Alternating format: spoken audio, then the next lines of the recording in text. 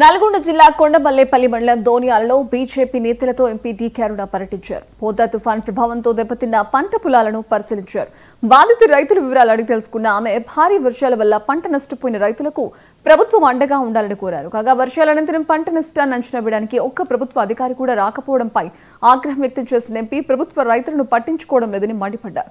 ప్రభుత్వం ఇప్పటికైనా అధికారులను పంపి పంట పొలాలను పరిశీలించేలా ఆదేశాలు ఇవ్వాలని డిమాండ్ చేశారు.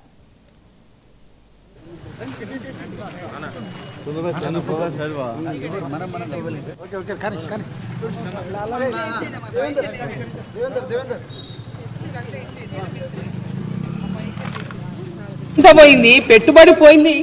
తిరిగి పంటని అంటే ఈ పొలాన్ని మళ్ళా పంట పండించుకునే విధంగా చేసుకోవాలంటే మొత్తం దీంట్లో మొత్తం రాళ్ళు తేలిపోయినాయి, ఉసుకబడింది, రాళ్ళు వచ్చినాయి. మొత్తం దీన్ని ఏమంటారు, మొత్తం అది చౌడు మొత్తం చౌడు అంతా కూడా పొలం నిండా నిండిపోయింది. ఆ రైతు దీన్ని చేసుకోవడానికి మళ్ళీ ఎంత ఖర్చు పెట్టుకోవాలో ఈరోజు రైతుకు తెలియదు. లక్షల రూపాయలు మరి దాన్ని అంటే ఈ పొలాన్ని మళ్ళీ పంట పండించేటటువంటి పరిస్థితి తెచ్చుకోవాలంటే మళ్ళీ లక్షల రూపాయలు ఖర్చు పెట్టేటటువంటి పరిస్థితి. ఎకరాకు 5 ఎకరాలు అంటే కనీసం ఎకరాకు ఎంత పడుతుంది నువ్వు సాగు చేసుకోవాలంటే ఇప్పుడు ఇప్పుడు పంట పోయింది. ఆ రాళ్ళు పెద్ద పెద్ద రాళ్ళు మొత్తం కోసుకపోయినాయి. ఈ రోడ్డు కోసుకపోయి మొత్తం ఈయన పొలంలోకి వచ్చేసింది. మొత్తం రోడ్డు మొత్తం పొలంలోకి వచ్చేసి.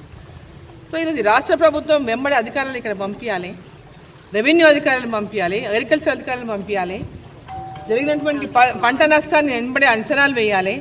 రాష్ట్ర ప్రభుత్వం వెంబడే రైతులను ఆదుకోవాలని చెప్పి నేను ఈ సందర్భంగా నేను డిమాండ్ చేస్తూ ఉన్నా.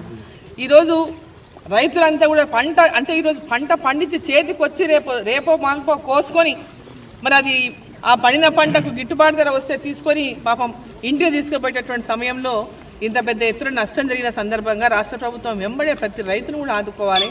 ప్రతి రైతు కూడా పంట నష్ట పరిహారాన్ని అందించాలి. అదేవిధంగా పంట నష్ట పరిహారమే కాకుండా ఇటువంటి పొలాలు అనేకం, ఇది ఒకటి ఎగ్జాంపుల్. ఈ పొలం ఇట్లాంటి కోతలు అంటే పొలాలు కోసుకొని పోయి ఉష్క మెటలు వేసిన పొలాలు ఉంటాయి. ఇట్లా రోడ్లు కట్ అయిపోయి నీళ్ళ వేదొచ్చి మొత్తం పొలాల లోపల రాళ్ళు మొత్తం సౌడు మేట వేసిపోయింది. సో ఇటువంటివన్నిటిపైన కూడా అంచనా వేసి రైతుల్ని కూడా కాపాడాల్సిన బాధ్యత ఈ రాష్ట్ర ప్రభుత్వానికి ఉన్నది. మేము ఎకరాకి ఇంత ఇచ్చినాం, ఎకరాకి అంత ఇస్తాం, కేవలం కాగితాల మీద రాతలు కాకుండా వాటిని ఎంబడే రైతులకు అందజేసి